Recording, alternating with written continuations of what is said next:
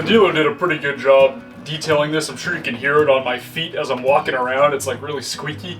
They must have used some sort of product to clean it up, but there was a little bit of dust, so I figured go through it one last time here before I really get going with this. The next step is to remove the partition. For a second I was actually considering keeping this thing in here and then just cutting a pass through, like a big old hole, and I could put my own door.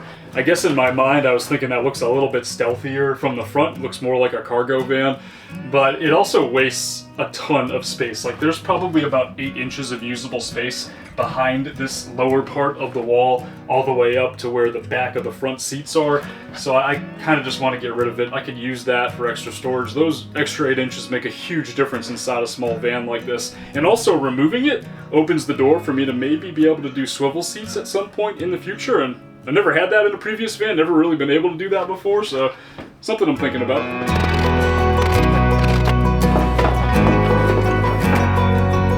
What do you guys think? Definitely opens up the space quite a bit. I mean, you can actually see on the floor here, the line where the dirt is there. That's the amount of space that was wasted. I mean, it's a considerable amount of space. It was just not usable because I had the partition in.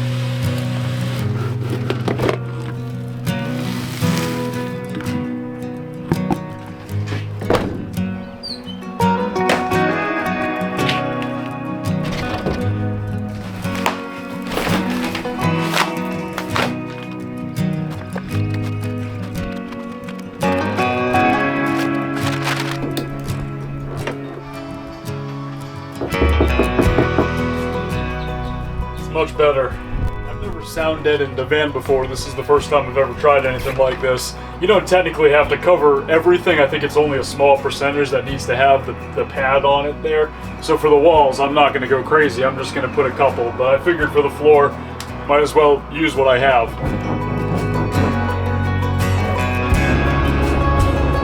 I can't believe that actually worked. It is noticeably quieter in here than it was.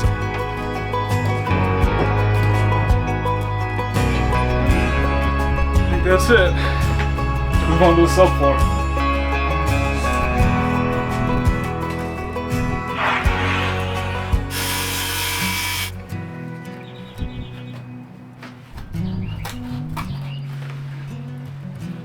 It ain't pretty, but it'll work.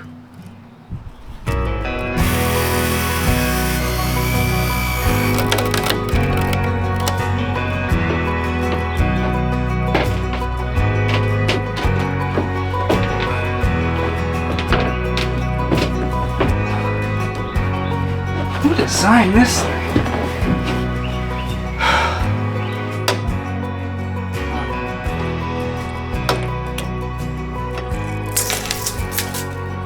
That's our car, huh?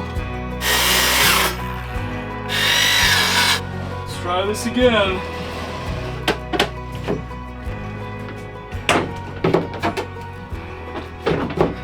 At least I'm figuring out the science behind getting it in and getting it out.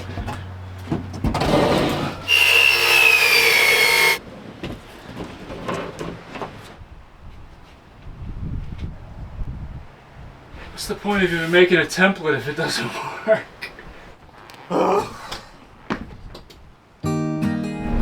This front piece should at least be a little bit easier than the back one.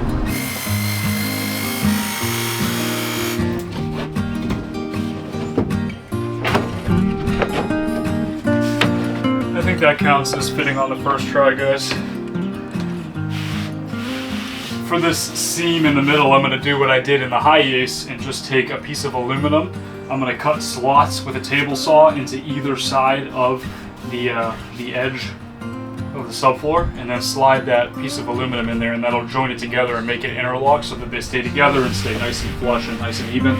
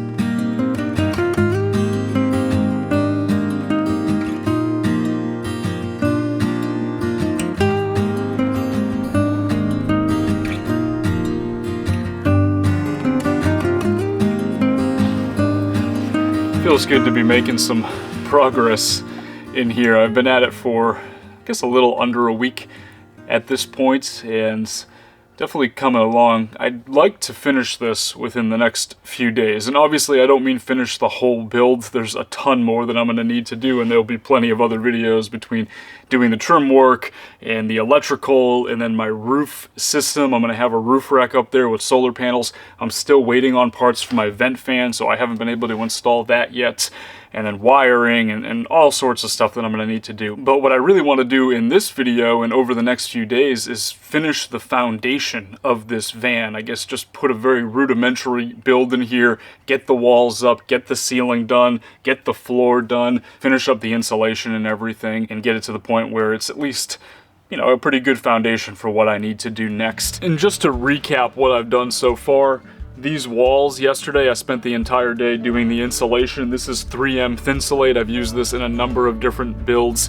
One thing I will say, I drove to Home Depot last night. I was amazed by how much quieter it was when I did just the sound editing. Adding this Thinsulate made it like a completely new vehicle, guys. It was unbelievable. It was just so much quieter. And then in addition to that, it is also a thermal insulation as well, so it should help you know, from that perspective, and keeping it a little bit cooler in here when I'm trying to run my air conditioner. That's a whole nother thing as well. I'll be doing a video about the air conditioner installed. The walls are basically done. I used 1/4-inch plywood for the wall panels. I'm also going to be doing the platform bed as well. I'm waiting on those parts to arrive. Hopefully they get here within the next couple of days, and the mattress should actually be here tomorrow, so I'll have everything ready to actually get the bed installed. Another thing I want to mention is that I'm using rivet nuts. In this build, I've used these in the past with the high ace. Absolutely love using rivet nuts.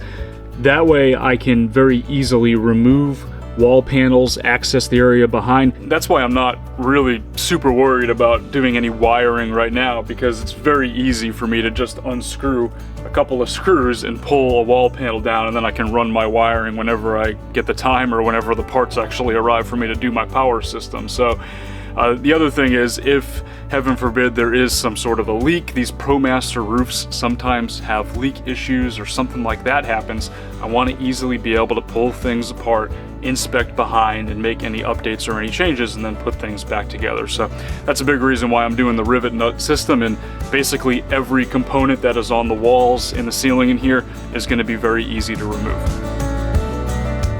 So today's goal is to start by working on the ceiling. What I did is I cut these 6-inch pieces of 1/4-inch plywood, and then I'm going to use rivet nuts to secure them to the ribs of the van, on the underside of the ribs here. And basically they're just going to kind of pop up and then be held up with the rivet nuts. I got to slide this one into place here. It's going to have to kind of go in like this and then like that. And then I'll use the rivet nuts to secure it and keep it up. And then I'm going to take the 1/8-inch Luan and just kind of slide it underneath this little gap that's created. Nothing crazy. I'm going to cut them to the exact size of the distance between the two ribs, and then the Luan will just sit in there and rest. The idea is that I can easily unscrew this. I can take the, you know, 4 or maybe 5 rivet nuts that I have in here, unscrew the bolts, and then I'll be able to pull this down, and then I'll be able to actually drop the ceiling relatively easily. This is actually kind of something that I learned from Lex. Some of you guys might remember Lex in the videos that I did with him in the past. He uses what he calls T-bars that he makes, which essentially make almost like a T-shape where they drop down, and then it provides that same sort of wider area where the ceiling panels can then fit inside. For me, I just don't really want to drop it down. I'll try to show an image of what his look like here on screen so you guys can compare, but I don't necessarily want to drop it down that extra 1/2 inch because the standing room in here is extremely valuable. This is a low roof van, and as you can see, like, I'm already at a point where I can not really quite stand up, and if I lose another 1/2 inch on the ceiling and then the floor as well, some of you guys might have noticed that I did not insulate the floor. The reason for that is because I really want to try to maximize as much standing room as possible inside this van.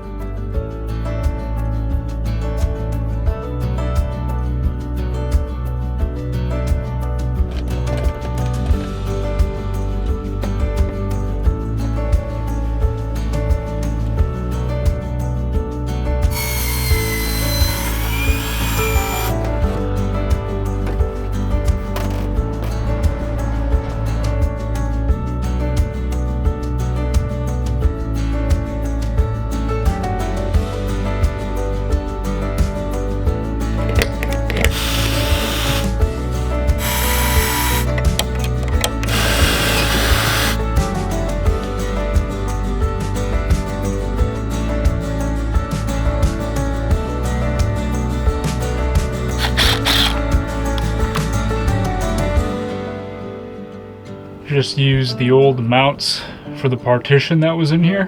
Hopefully from there the Luan will be able to just rest on top of it. I might need to make a little trim piece to cover it, but should work out.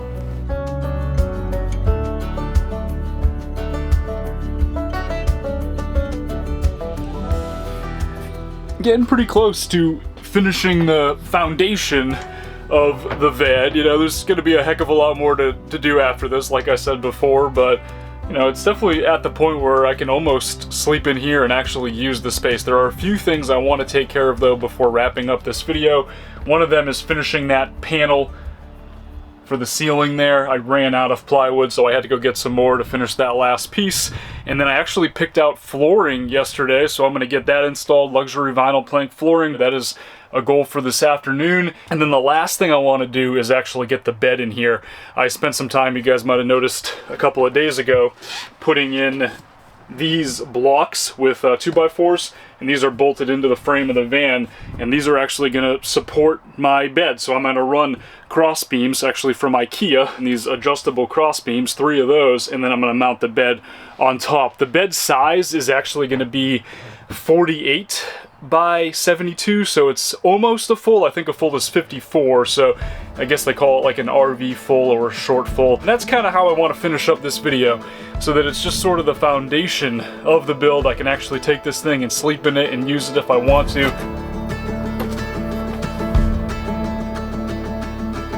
I was also able to join the 2 subfloor pieces together, doing the same thing that I did in the high ace quite a few years ago. Thank you, Mark, for helping me with this. We just kind of ran it through the table saw vertically and cut little notches in there, and then I was able to put little 1/8 inch thick pieces of aluminum on both sides, and that joined it together. We hammered it together, and this thing is not going anywhere, so provides a nice flat flush surface to use for me to get the luxury vinyl planks down, which I'm going to do right now.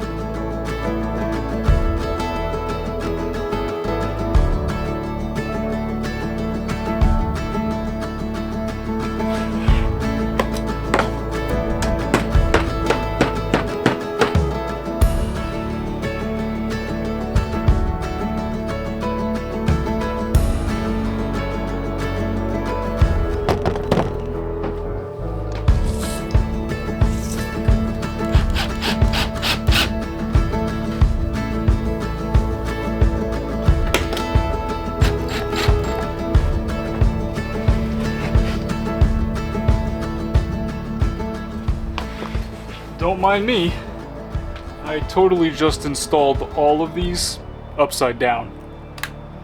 I don't know what I was thinking. They're the wrong way, so let's fix that.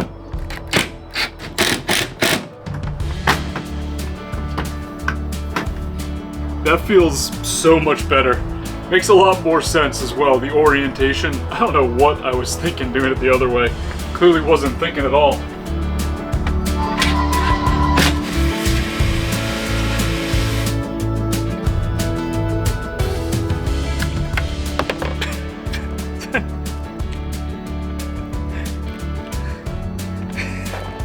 Can't open the glue if it's already open.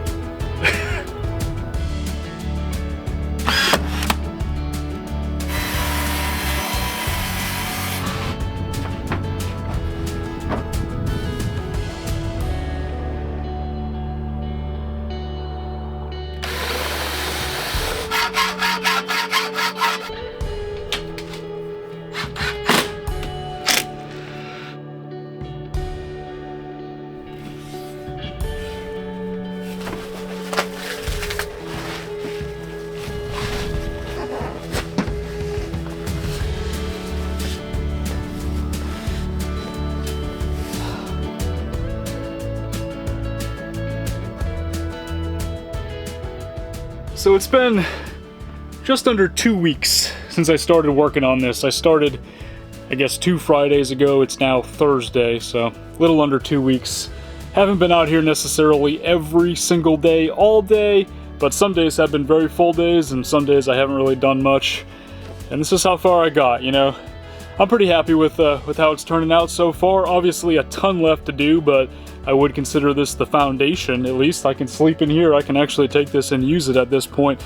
There's a lot left to do. Vent fan is next. The parts should be, fingers crossed, coming today. I've been waiting for them for a while, but hopefully they get here today and I can start on the vent fan, the roof rack, the solar, and then the electrical, and then it'll be like building some fun things in here for storage and figuring out what I'm going to do for air conditioning. I got to get a desk and figure out a desk setup for the space right in front of me here.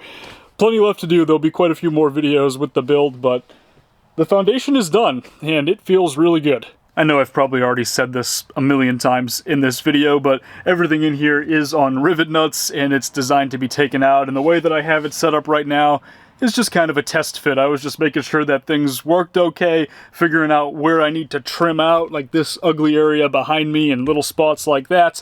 I'm gonna probably cut those trim pieces pretty soon, and then eventually I'm gonna pull everything out of here, sand all the panels down one last time, really clean them up, cut any parts off that need to be adjusted, then I'm going to paint everything and install it for the final time. I figure I'm going to have to pull this stuff out anyways when I'm doing my wiring and all that, because I am going to run some wires in the walls as well. And that also applies for the bed platform and the cross beams, the IKEA cross beams there. And I am also going to cut vent holes in the plywood that I used underneath the mattress, just to make sure that the mattress doesn't get any mold under it or anything like that, any moisture. I've done that in previous builds. I'm not really sure if it actually helps, but you know, I do it anyways just to be safe. So I'm going to do that. It also has the benefit of making the plywood a little bit lighter as well. So that's something that's on the agenda, cleaning that up, painting it, and doing that panel along with all the other ones. But that'll all be part of the future videos in this build series. Thank you guys so much for watching and for following along. I'll talk to you all again soon.